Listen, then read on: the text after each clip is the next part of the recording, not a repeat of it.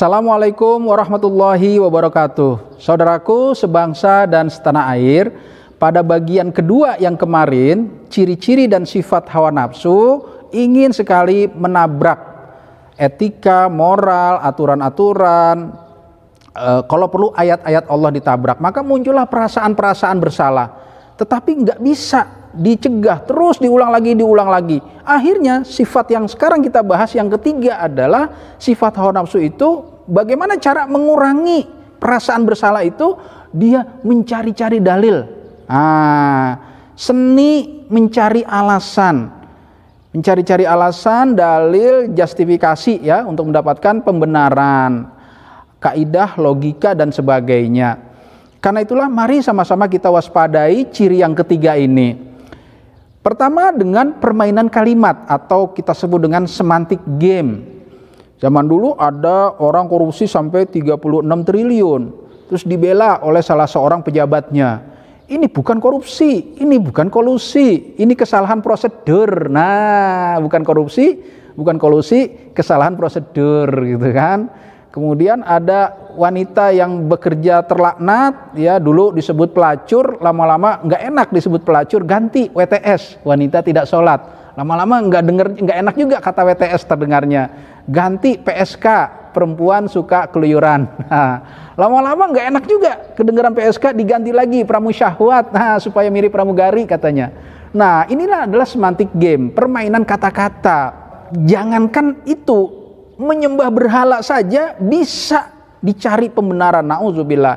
Pada zaman Abu Jahal, Abu Lahab itu kalau dituduh nyembah berhala marah banget.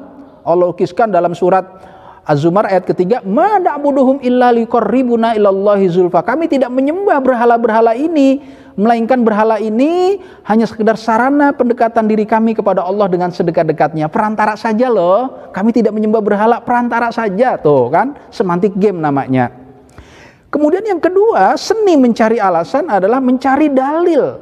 Nauzubillah, dalil-dalil yang kira-kira bisa menjadi pembenaran gitu ya. Ada orang koleksi mobil tapi banyak sampai berlipat-lipat dari jumlah anggota keluarganya.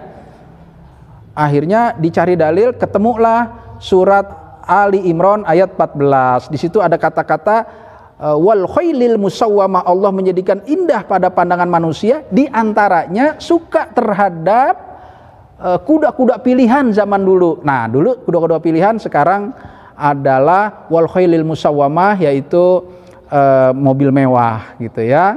Nggak apa-apa sih koleksi mobil mewah, tapi kita jangan bicara halal haram, bicara perasaan.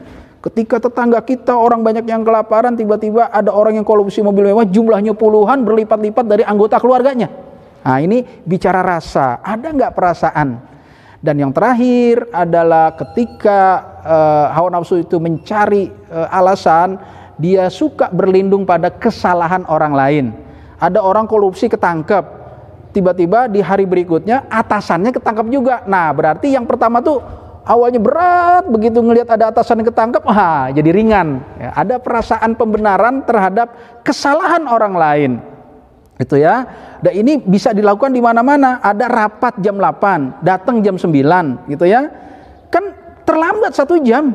Diundang rapat jam 8, datangnya jam 9. Terlambat kan 1 jam.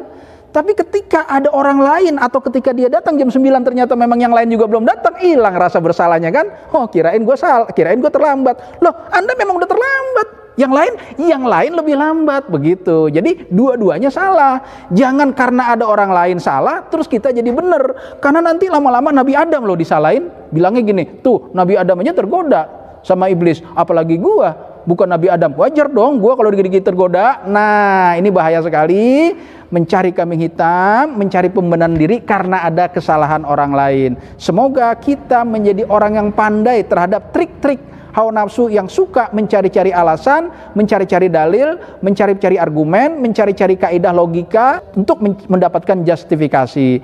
Insya Allah kita bisa menundukkan, menjinakkan dan mengendalikannya. Assalamualaikum warahmatullahi wabarakatuh.